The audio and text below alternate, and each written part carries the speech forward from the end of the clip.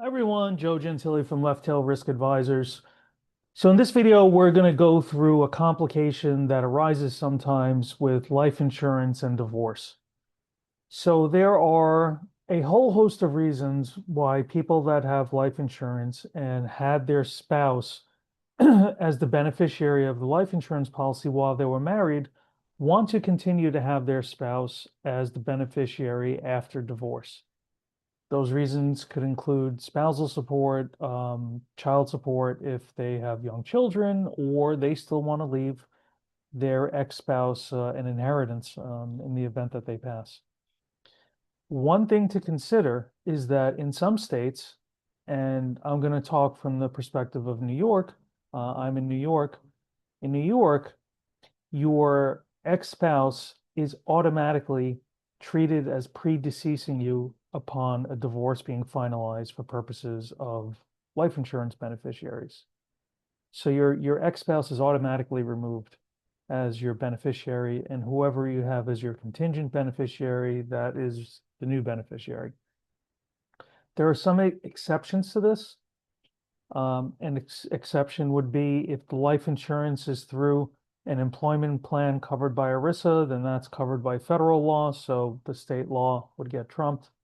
If your ex-spouse is an irrevocable beneficiary on the life insurance policy, or if the divorce decree says that the ex-spouse remains a beneficiary. That said, you may not necessarily want to just rely on these.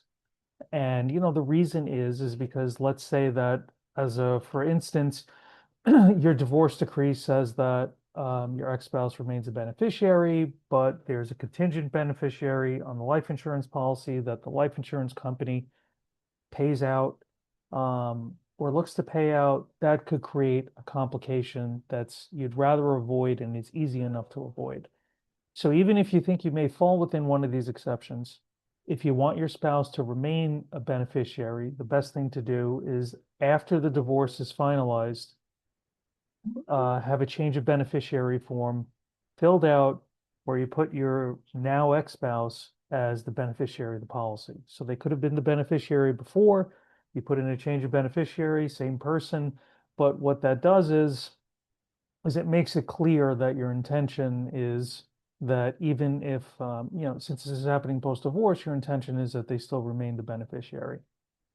So this is a topic. It has its complications, and this video is intended just to shine light on a potential issue. But before you take any specific action, best to consult with your attorney to make sure that you're doing the right thing for your specific situation.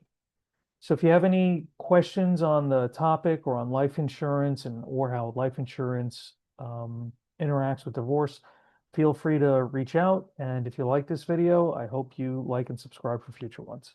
Thanks.